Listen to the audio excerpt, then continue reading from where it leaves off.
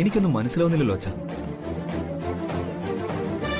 എന്നെ ആരോ ആക്രമിക്കാൻ വരുന്നെന്ന് എന്റെ കൊച്ചുമകള് മീനാക്ഷി സ്വപ്നം കണ്ടു. അതുകൊണ്ട് ഞങ്ങൾ അമ്പലത്തിലേക്ക് പോയപ്പോ അവള് കൂടെ വന്നു. മാത്രമല്ല കാർത്തിയെ വിളിച്ച് വിവരവും ധരിപ്പിച്ചു. കൃത്യസമയത്ത് കാർത്തി എത്തി. എന്നെ ഒരുത്തം വെട്ടാൻ വാളോങ്ങി. ആ വാളില് കയറി പിടിച്ചിട്ടാ മീനാക്ഷിയുടെ കൈ മുറിഞ്ഞത്.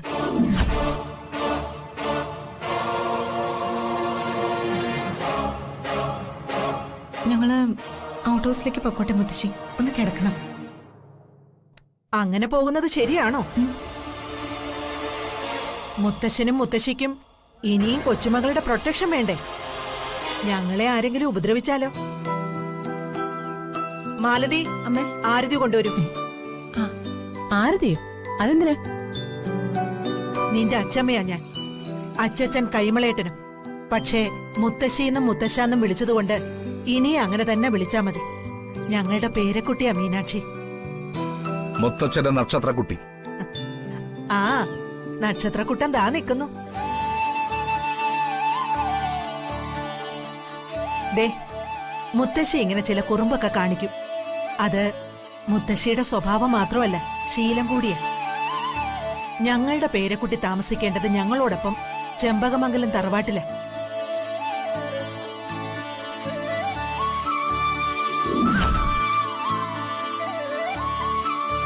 മുത്തശ്ശി, പൊന്നുമോളെ,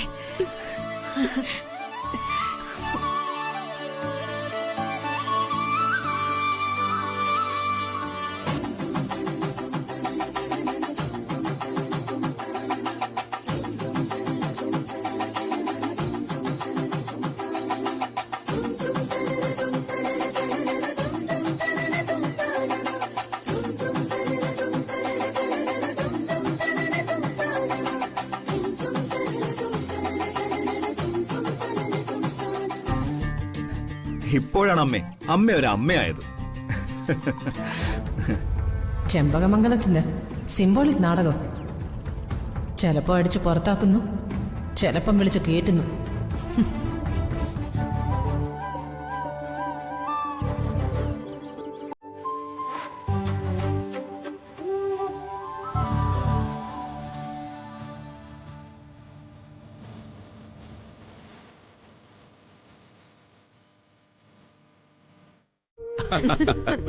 ഇപ്പൊ മനസ്സിലായില്ലേ?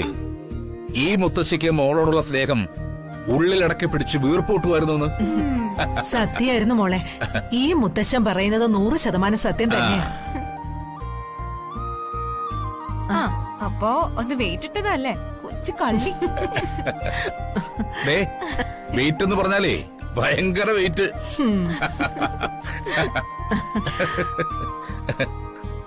ഓ, സ്നേഹസാഗരം തിരതല്ല. തിരകളും ചുഴികളുമായി എന്തൊരു സ്നേഹം. തീരം തീരത്തെ പുണരുന്നു.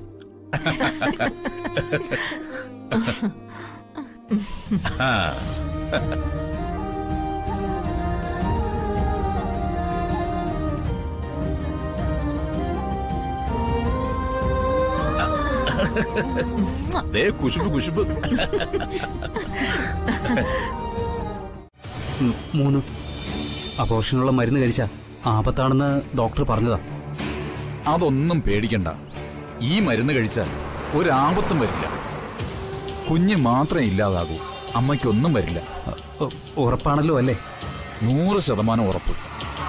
ഇത് പാരമ്പര്യമായി ഞങ്ങൾ ചെയ്തു വരുന്ന ചികിത്സയാണ്. ധൈര്യമായിട്ട് ഈ മരുന്ന് കൊണ്ടുപോയിക്കോളൂ.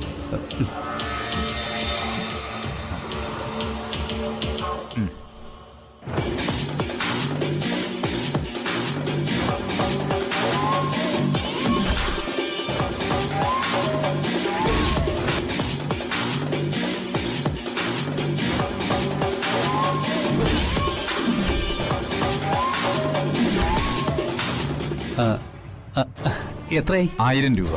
ഓ,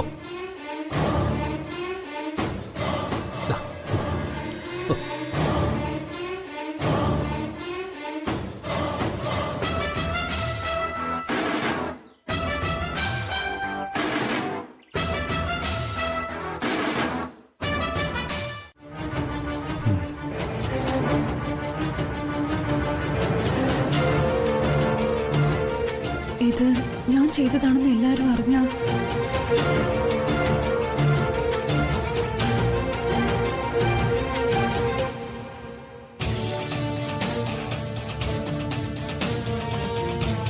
അതിനെ വേറൊരു വഴിയുണ്ട്. താൻ മരുന്ന് ഇതാ.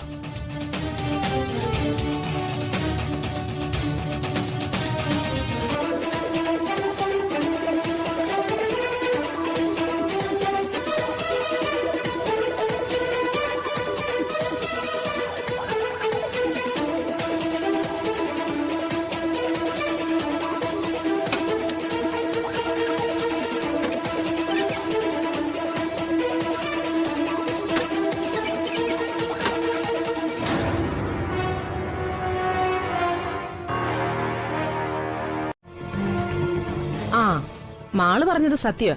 മീനുകളെ പറ്റി ഇങ്ങനൊരു വസ്തുത ഞാനും കേട്ടിട്ടുണ്ട്. വീട്ടിൽ ആർക്കെങ്കിലും നെഗറ്റീവ് എനർജി ഉണ്ടോ അപ്പൊ അത് ഏറ്റെടുത്ത് മീനുകളൊക്കെ ചാവും. മീനുകളുടെ മനഃശാസ്ത്രം എഴുതിയ ആ എഴുത്തുകാരന്റെ പേരെന്താന്നാ പറഞ്ഞത്?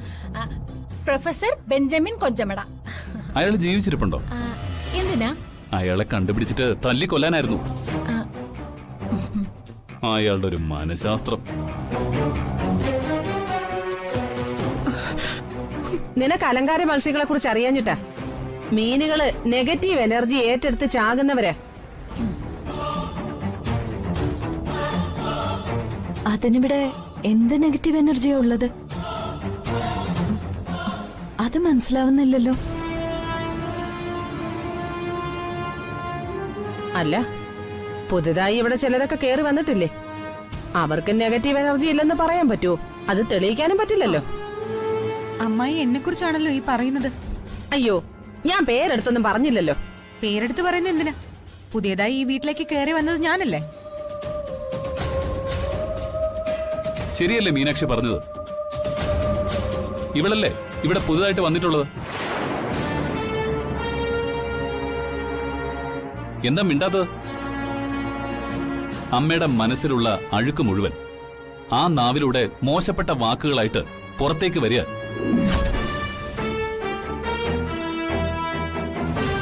മാലതി ഒരു സത്യം പറഞ്ഞു. ആ സത്യം ഞാനങ്ങ് ശരിവെച്ചു, അത്ര തന്നെ. എന്ത് സത്യം? അമ്മ ഈ അപവാദം പറച്ചില് അവസാനിപ്പിക്കണം. അല്ലെങ്കിലേ ഞാൻ വല്ല ട്രാൻസ്ഫറും വാങ്ങി ഈ നാട്ടിൽ നിന്ന് പോവും. ചേച്ചി, ഞാൻ മീനാക്ഷിയുടെ പേര് പറഞ്ഞ് ആക്ഷേപിച്ചിട്ടില്ല. മീനുകൾ മരിക്കാനുള്ള കാരണങ്ങൾ പലതുണ്ട്. അതിലൊരെണ്ണം ഞാൻ പറഞ്ഞേ ഉള്ളൂ. അത് നെഗറ്റീവ് എനർജി തന്നെയാ. അത് വ്യക്തമായിട്ട് എനിക്കറിയാം. അമ്മായിക്കും ഈ ഇളയമ്മയ്ക്കും വ്യക്തമായ ചില ലക്ഷ്യങ്ങളുണ്ടെന്ന് എനിക്ക് വളരെ മുൻപേ മനസ്സിലായതാ.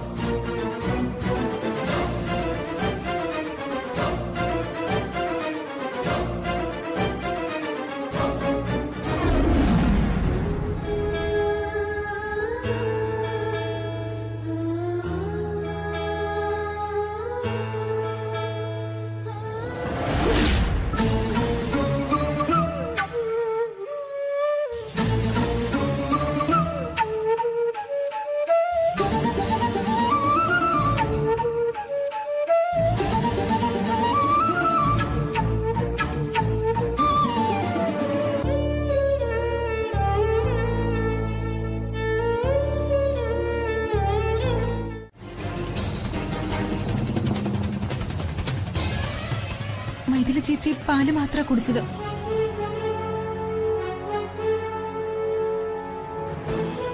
ഇതെന്ത് മറിമായം? നന്ദിനി കൊടുത്തുവിട്ട ഭക്ഷണപാത്രത്തിൽ പാലില്ലായിരുന്നു എന്ന് പറയുന്നു. മീനാക്ഷി കൊണ്ടുവന്ന് കൊടുത്തപ്പോ അതിൽ പാൽപാത്രം ഉണ്ടായിരുന്നു. ഇതൊക്കെ എന്തൊരു അത്ഭുതം! ഇതൊക്കെ അത്ഭുതമൊന്നുമല്ല. ഇതിന്റെ പേരാ കൊലപാതക ശ്രമം.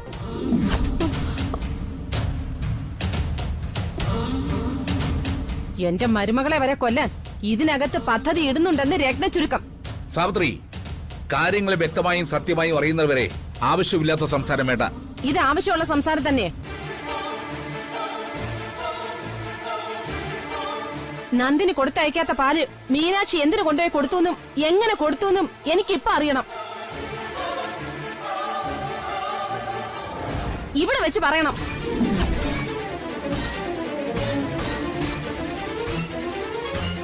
എന്റെ മകന്റെ കുഞ്ഞിനെ ഇല്ലാതാക്കാൻ നോക്കിയില്ലേ? നിന്നെ ഞാൻ കൊല്ലൂടി. അമ്മേ,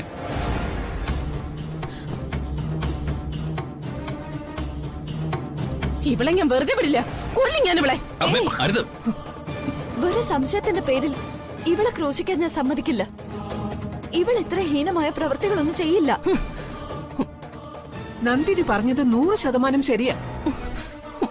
മീനാക്ഷി ഇത്തരം ക്രൂര പ്രവൃത്തികളൊന്നും ചെയ്യില്ലടി.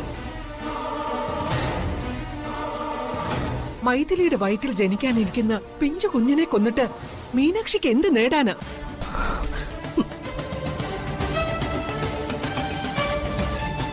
മീനാക്ഷി ഇത് ചെയ്യില്ലെന്ന് ഉറപ്പായിട്ടും എനിക്കറിയാം. എനിക്കും അറിയാം.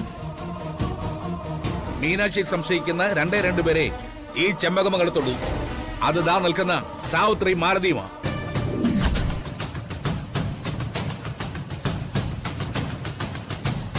ചത്തത് കീചകനെങ്കിൽ കൊന്നത് ഭീമൻ തന്നെ എന്ന ഭാവമായി ഇവർക്ക്.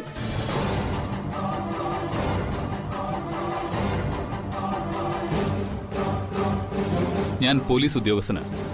ക്രിമിനൽ കുറ്റം ആര് ചെയ്താലും അത് കണ്ടുപിടിച്ചില്ലെങ്കിൽ എനിക്ക് ഉറക്കം വരില്ല. മീനാക്ഷി ഒന്ന് ഓർത്തു നോക്കി. ഈ ഭക്ഷണമായിട്ട് പോയപ്പോ എന്തൊക്കെ നടന്നുവെന്ന് ഒന്ന് ഓർത്തു നോക്കി.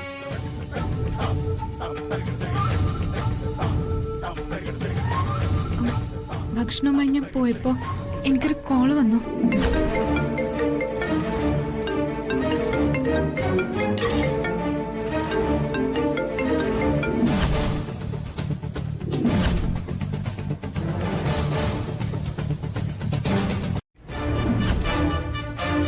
ഇയാള് വിറ്റതാണെന്ന് തുറന്ന് സമ്മതിക്കുന്നു. ആ മരുന്ന് ഈ വീട്ടിലുള്ള ആരോ ഒരാൾ വാങ്ങിച്ചിട്ടുണ്ട്.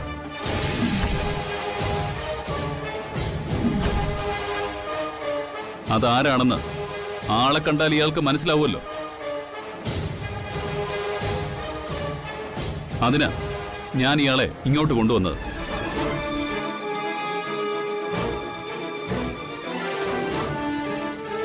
പറയടാ, ഇവരിൽ ആരാടാ ആ മരുന്ന് വാങ്ങിയത്?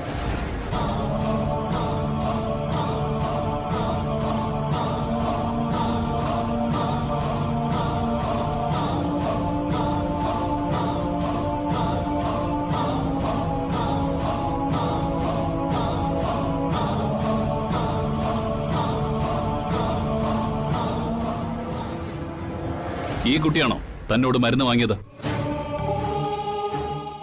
അല്ല,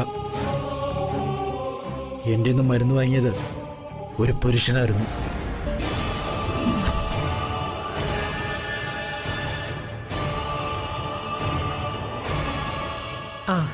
അപ്പോ ആ സംശയം തീർന്നല്ലോ.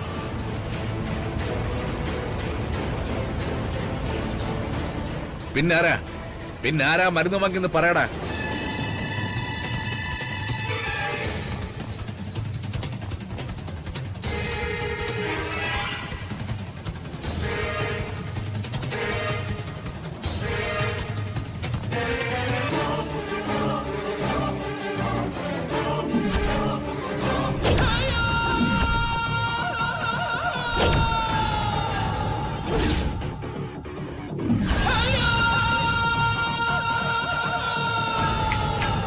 പറയടാ, ഇവരിൽ ആരാ മരുന്ന് വാങ്ങിയത്?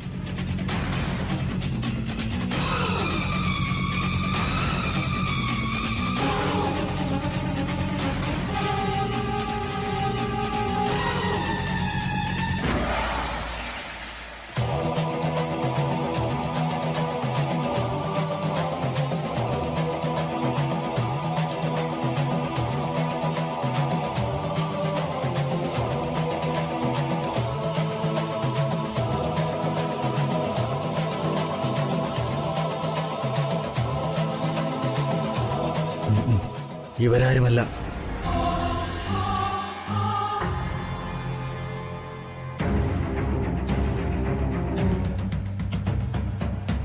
ഏതായാലും എന്റെ മീനാക്ഷിയല്ല.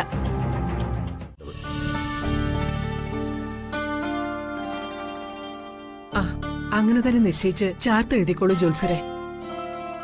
മീനാക്ഷിക്ക് 18 വയസ്സ് തികയുന്ന ദിവസം ചെമ്പകമംഗലത്ത് പടിയേറ്റ്.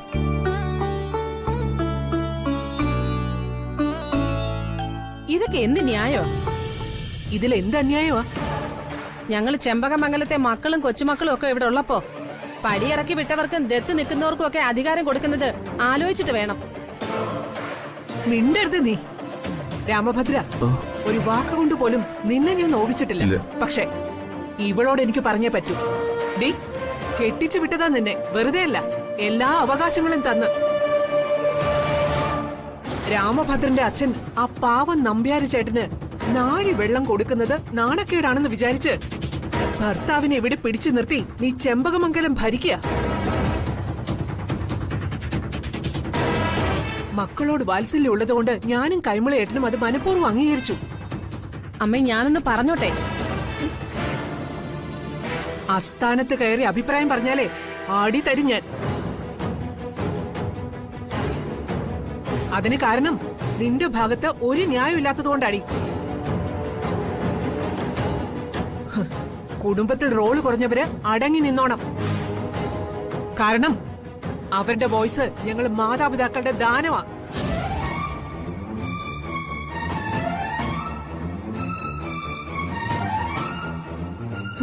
ചാർത്തെഴുതി ചോദിച്ചേ.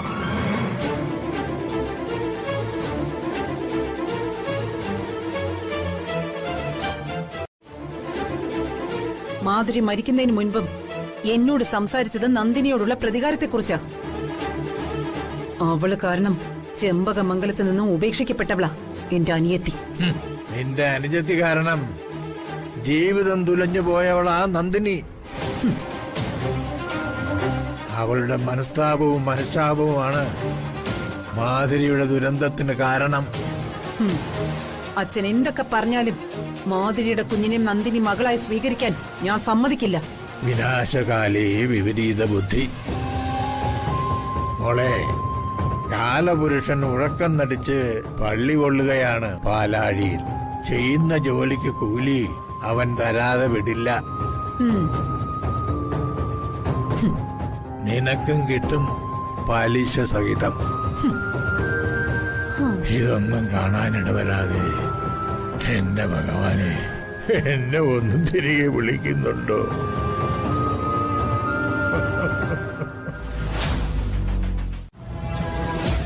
കള്ളന് കഞ്ഞി വെച്ചവന്റെ അപ്പനും അപ്പൂപ്പനും കഞ്ഞി വെച്ചവളല്ലേ. അവൾ അതും ചെയ്യും, അതിലപ്പുറം ചെയ്യും. ഈ പടിയേറ്റ ചടങ്ങ് എന്നത്തേക്കാ തീരുമാനിച്ചിരിക്കുന്നത്? ഇതുവരെ ഒന്നും ചെയ്യിച്ചിട്ടില്ല. മകൻ പിറന്ന മങ്കയ്ക്ക് 18 വയസ്സാവണം. അതിനി ദിവസങ്ങൾ കൂടി മതി.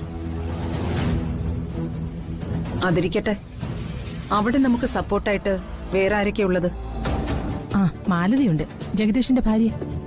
അവള് പക്ഷേ കയ്യാലപ്പുറത്തെ ഉണക്കത്തേങ്ങയെ എങ്ങോട്ടാ മറിയുന്നതെന്ന് പറയാനേ പറ്റില്ല. എങ്ങനെയെങ്കിലും ഈ പടിയേറ്റ് ചടങ്ങ് മുടക്കണം ഇന്ദ്രജെ. ഞാനത് മുടക്കിയിരിക്കും സാവിത്രി, ഉറപ്പ്. എന്റെ മാധുരിയെ കൊന്നവളുടെ കൂടെ അവളുടെ മകളെ ഞാൻ വിടില്ല. ഇത് സത്യം. പടിയേറ്റു മുടക്കാൻ ഏതു മാർഗവും ഞാൻ സ്വീകരിക്കും. തീർച്ച.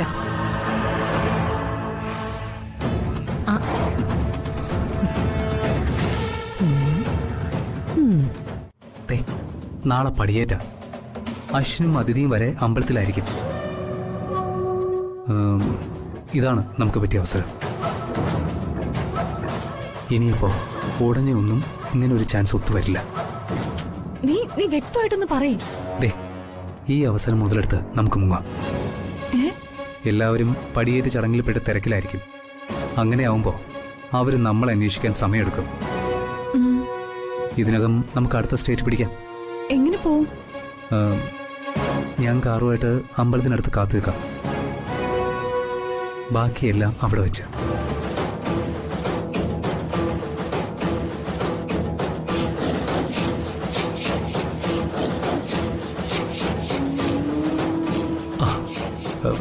പിന്നെ മൈഥിലി, അയ്യോ കാർത്തിക്.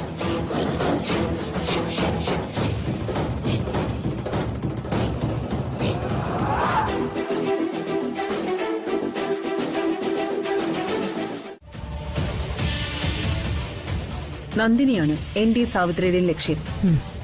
അവളുടെ ലക്ഷ്യം നിറവേറാൻ പാടില്ല. അല്ല, ഈ പടിയേറ്റ് നമുക്കെങ്ങനെ മുടക്കാൻ പറ്റും? പരദേവത പടിയേറ്റിന് അനുവാദം തന്ന് അനുഗ്രഹിക്കണമെങ്കിൽ നന്ദിനി വിളക്കും താലവുമായി അമ്പലത്തിന് 3 വട്ടം പ്രദക്ഷിണം വെക്കണം. ആ പ്രദക്ഷിണം മുടങ്ങണം. അത് ഞാൻ മുടക്കും. അല്ല, അതെങ്ങനെ? സാവിത്രി അക്കാര്യം കണ്ടാ മതി. അത് മുടക്കിയതിനു ശേഷം നമ്മൾ ഒരുമിച്ച് വേറെ ചില യുദ്ധങ്ങൾക്ക് ആരംഭം കുറിക്കും. ഇനി ഏത് കാര്യത്തിനും നമ്മൾ ഒരുമിച്ച്. ഓക്കെ? ഓക്കെ.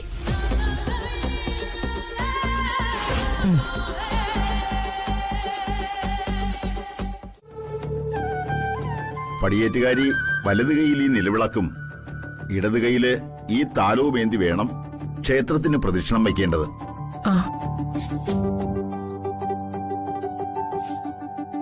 പടിയേറ്റുന്നത് ആരെയാണ്? ഈ കുട്ടിയാണ് മീനാക്ഷി. ഓ, മീനാക്ഷി.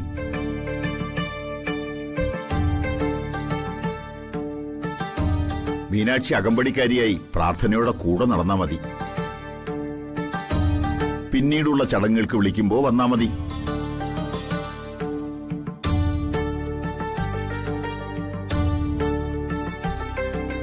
പ്രദക്ഷിണം വയ്ക്കുമ്പോ സദാസമയവും ദൈവനാമം ഉരുവിട്ടുകൊണ്ടായിരിക്കണം. മറ്റൊന്നും ഉരിയാടാൻ പാടില്ല. ദീപം അണയാനും പാടില്ല. തിരിഞ്ഞു നോക്കുകയോ പിന്തിരിയുകയോ ദീപം കൈമാറുകയോ ചെയ്യാൻ പാടില്ല. ഇത് നിങ്ങളുടെ കുടുംബക്ഷേത്രമാണ്. ഇവിടെ ദേവിയുടെ അനുവാദമില്ലാതെ നിങ്ങളുടെ കുടുംബത്തിലെ ഒരു കാര്യവും നടക്കാൻ പാടില്ല.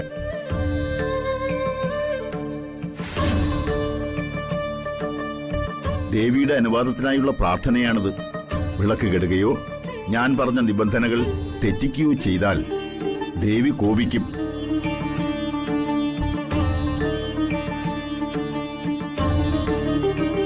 പടിയേറ്റിനുള്ള അനുവാദം ഇല്ല എന്നാണ് അതിനർത്ഥം.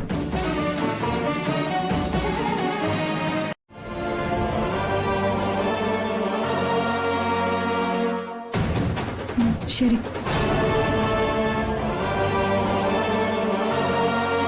അമ്പലമുറ്റത്ത് നിന്നാണോ ഫോണിൽ സംസാരിക്കുന്നത്? എന്തൊരു മോശം ഇത്. ആരെങ്കിലും കണ്ട വളർത്തി വിട്ടവരുടെ പെടലിക്ക കുറ്റം വീഴുക. സോറി മുത്തശ്ശി. മാലതി, ഇങ്ങ് വന്നേ. എന്താമേ? ദേവസ്വം കൗണ്ടറിൽ ചെന്ന് വേഗം പാൽപായസത്തിന്റെ ചീട്ട് എഴുതിക്ക് ചെല്ല്. ശരി അമ്മേ.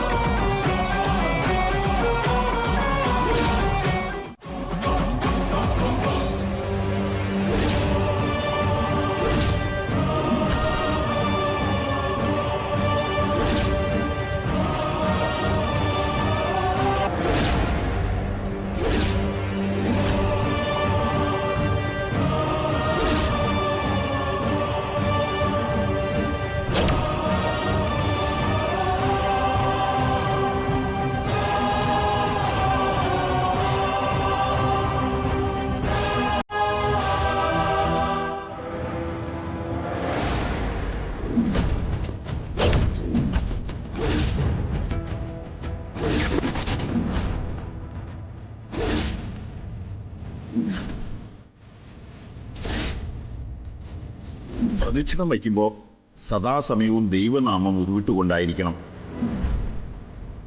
ദീപം അണയാനും പാടില്ല. തിരിഞ്ഞു നോക്കുകയോ പിന്തിരിയുകയോ ദീപം കൈമാറുകയോ ചെയ്യാൻ പാടില്ല. മുറിയാടരുത്, പൂജാരി പറഞ്ഞത് ഓർക്കണം.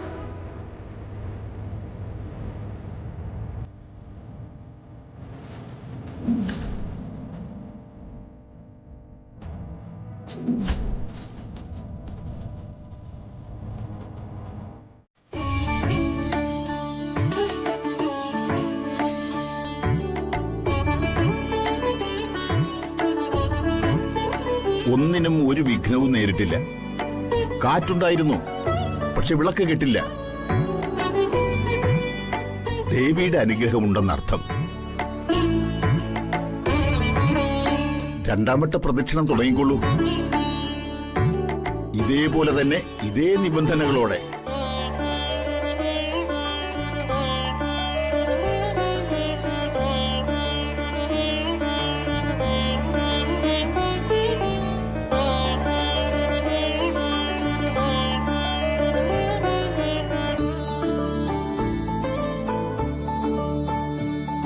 ദേവിക്കുള്ള പട്ടുടയാട എവിടെ? അയ്യോ അമ്മേ, പട്ടുടയാട എടുക്കാൻ ഞാൻ മറന്നുപോയി. എന്ത് ഉത്തരവാദിത്വം സാവിത്രി നിനക്കുള്ളത്? വളരെ പ്രധാനപ്പെട്ടതല്ലേ ദേവിയുടെ പട്ടുടയാട? അത് ഉടനെ ഇവിടെ വേണം. മോനെ കാർത്തി, നീ ഒന്ന് പോയി എടുത്തോണ്ട് വാ. എവിടെ അമ്മ വെച്ചിരിക്കുന്നത്? പൂജാമുറി തന്നെ ഉണ്ട് മോനെ. ശരി, എന്നാ ഞാൻ പോയി വേഗം എടുത്തോണ്ട് വരാം. ചെല്ലേ.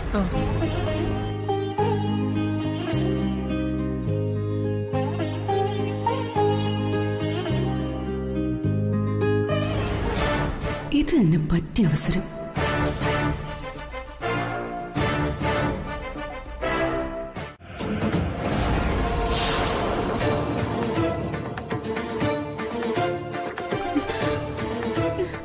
എന്റെ ഭഗവാനെ, ഇവരിതെവിടെ പോയി?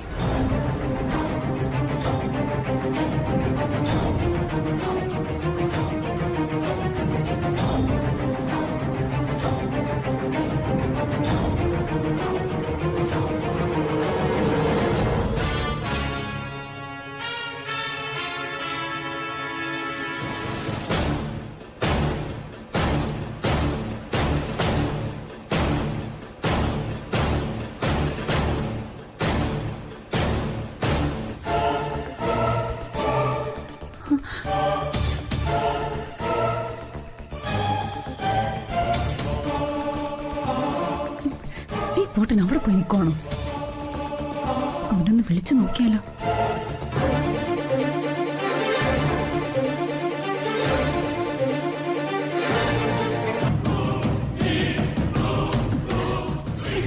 കിട്ടുന്നില്ലല്ലോ.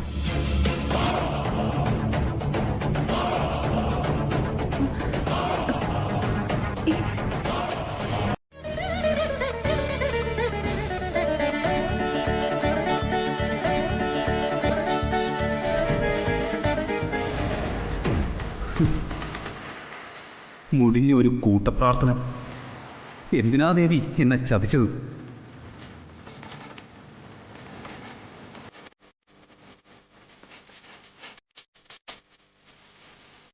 അമ്മേ.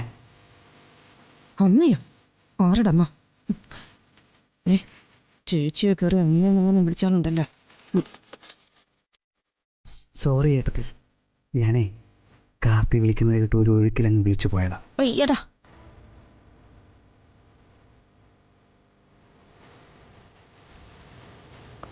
അങ്ങനെ വിളിക്കാൻ വെച്ച് പൊളിക്കും.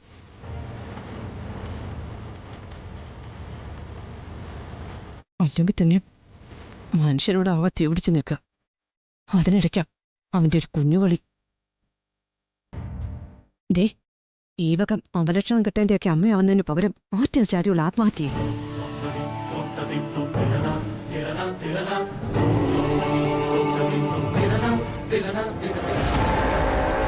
അതെ, ഇത് കാർത്തി തന്നതാ.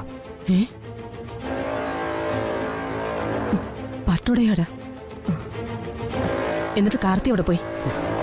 അവനെന്റെ പെണ്ണിനെ അടിച്ചോണ്ട് പോയി.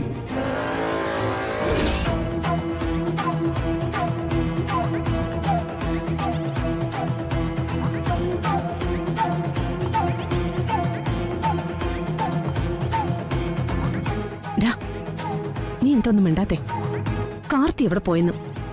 അത് അവനും മൈഥിലിയും കൂടി ഏതോ കടയിൽ പോയി.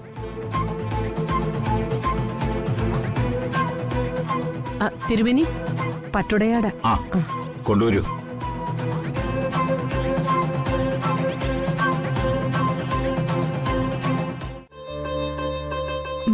എന്താ?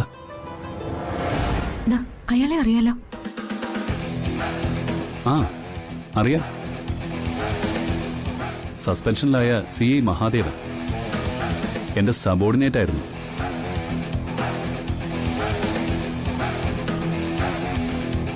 അയാള് ഇന്ദ്രജ വല്യമ്മയുടെ ആളാ. ഈ പടികേറ്റ് മുടക്കാൻ ഇന്ദ്രജ വല്യമ്മ വിട്ടയാള്. അയാളും അയാളുടെ കൂടെയുള്ള സ്ത്രീയും കൂടി ഇവിടെ പൂജ മുടക്കാൻ എന്തൊക്കെയാ കാട്ടിക്കൂട്ടിയെന്നറിയാവോ?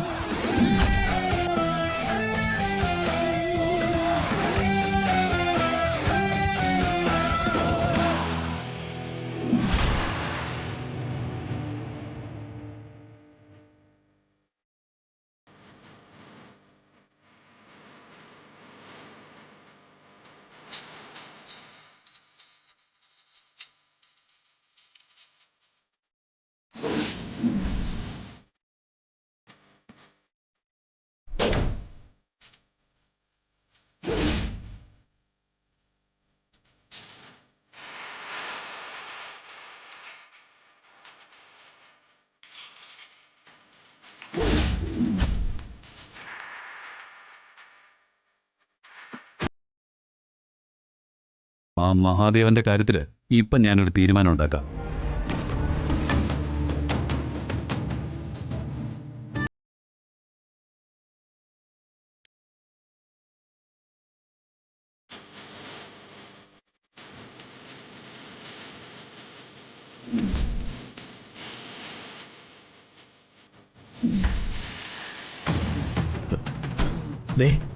ആ വരുന്നത് ACP-യാ. എന്റെ പെടലി ഓടിയുണ്ടെങ്കിൽ ഓടിക്കും. രക്ഷപ്പെട്ടോ? എന്റെ ശിവനെ,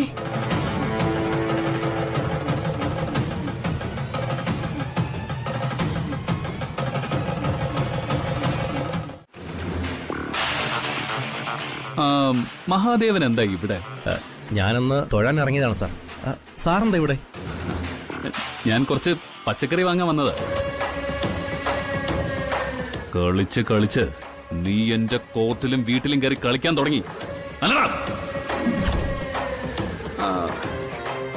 അത് ശരിയല്ലല്ലോ സാർ. പരിശുദ്ധവും പവിത്രവുമാണ് എല്ലാ മതവിഭാഗങ്ങളുടെയും ആരാധനാലയങ്ങൾ. ആ മുറ്റത്ത് വെച്ച് കയ്യേറ്റം പാടില്ല. അതാ ഞാൻ നിന്നെ ഇങ്ങോട്ട് മാറ്റി നിർത്തിയത്.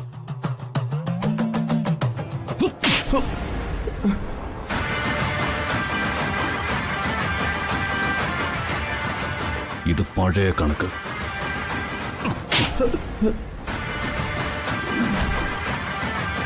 ഇത് പുതിയ കണക്ക്. പോയിക്കോണേ ഇവിടുന്ന്. ഇനി മേലാലെ എന്റെ അതിരിന്മേൽ കളിക്കരുത്.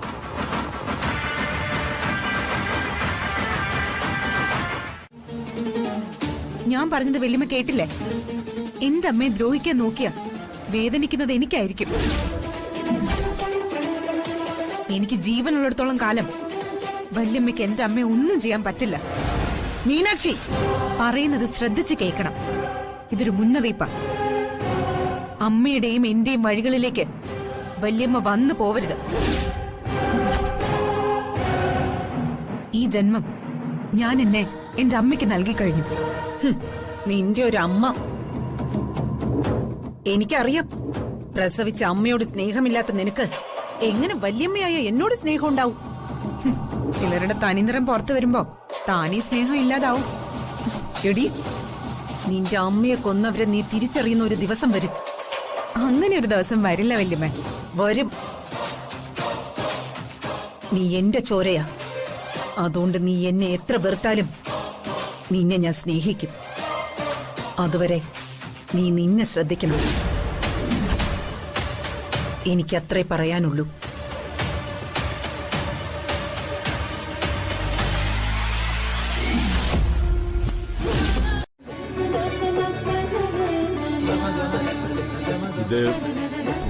ശബരിമലയിലെ തീർത്ഥജലമാണ്. ഇത് മീനാക്ഷിയുടെ ശിരസിലും ശരീരത്തിലും തളിച്ചോളൂ. ഇതാ, ഇത് വാങ്ങിക്കൊള്ളൂ.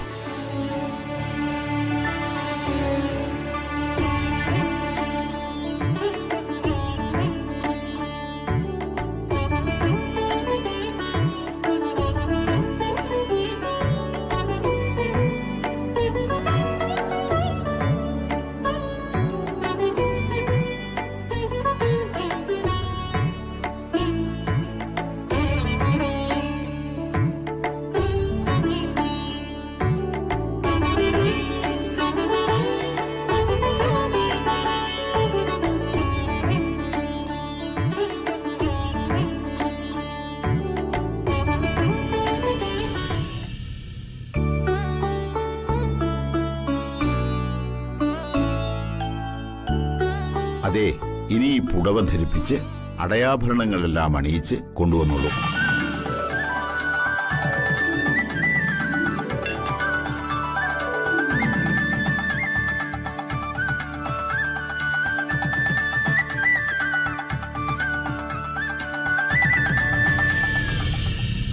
ചെമ്പകമംഗലത്തെ പെണ്ണുങ്ങളെല്ലാം വരൂ.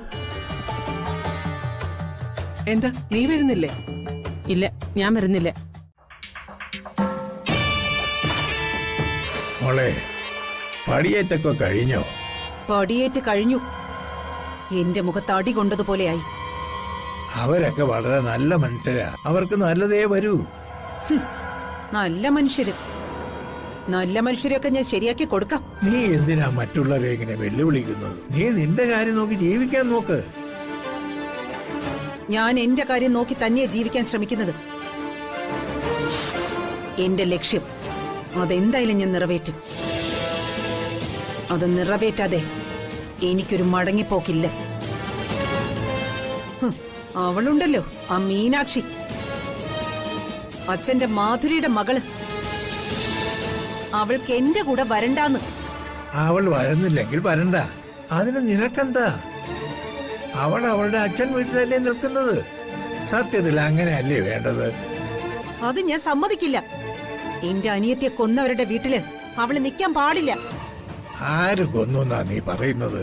സത്യങ്ങൾ അറിയാതെ നീ വെറുതെ ജൽപ്പനങ്ങൾ നടത്തരുതേ ഇന്ദ്രജെ. സത്യങ്ങൾ തന്നെയാ ഞാൻ വിളിച്ചു പറയുന്നത്. സ്വന്തം അമ്മയെ കൊല്ലാൻ കൂട്ടുനിന്ന ആ നന്ദിനിയുടെ ജീവൻ എന്ത് വില കൊടുത്തും മീനാക്ഷി രക്ഷിക്കും പോലും. പറ്റിയ ഒരു അവസരം കിട്ടിയിട്ടും അത് വിനിയോഗിക്കാത്തതേ നമ്മുടെ കുഴപ്പം. വിനിയോഗിക്കാനായിട്ടാണോ?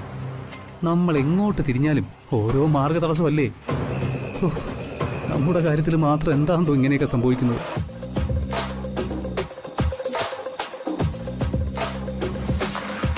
ഇവൻ കുറെ നാളായി തീ പിടിച്ച ആത്മാവിനെ പോലെ കറങ്ങുന്നു. പ്രശ്നം പ്രണയം തന്നെ. നമ്മുടെ കാര്യത്തിലെ ഒന്നും സംഭവിക്കുന്നതല്ല, നമ്മൾ കരുതലോടെ നിൽക്കാത്തത് കൊണ്ടുണ്ടാവുന്നതാ.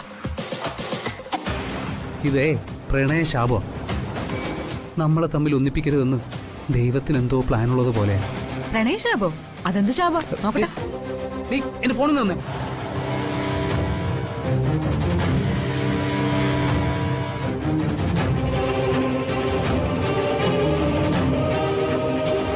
കിളിക്കൊഞ്ചലായിരുന്നല്ലേ? നിന്റെ പ്ലാനിങ് ഒക്കെ തെറ്റാ. അതാ നമുക്ക് എവിടെയെങ്കിലും പോയി ജീവിക്കാൻ പറ്റാത്തത്. ഇങ്ങോട്ട് കൊണ്ടുപോയി ഫോൺ. താടി ഫോൺ താടി കൊണ്ട് ഫോൺ.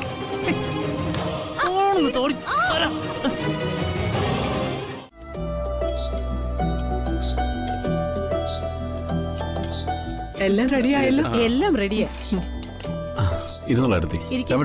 എല്ലാരും ഇരിക്കേ, ഇപ്പൊ വിളമ്പാ. പായസമൊക്കെ ഉണ്ടോ? ഓഹോ, മാലു ഒന്ന് വേഗം വന്ന്. എവിടെ ആയിരുന്നു നീ? ഞാൻ ഇവരെ വിളിക്കാൻ പോയിരുന്നു ചേച്ചി. വിളമ്പ. എല്ലാം റെഡിയായോ?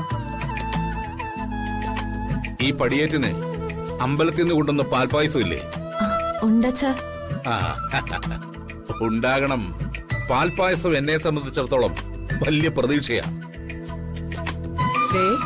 ഷുഗർ ഉണ്ടെന്നുള്ള കാര്യം കൂടി ഓർക്കണേ.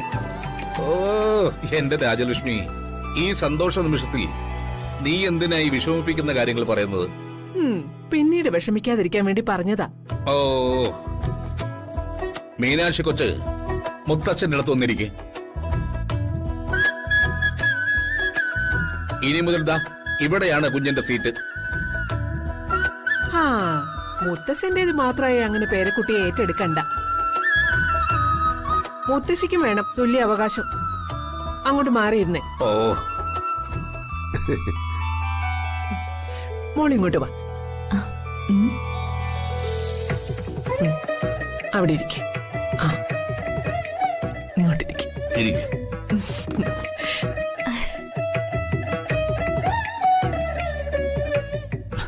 മീനാക്ഷി വന്നപ്പോ കാർത്തിക്, അശ്വിൻ, അതിഥി എന്നീ മറ്റു പേരക്കുട്ടികളുടെ വിക്കറ്റ് ക്ലീൻ ബൗൾഡ്.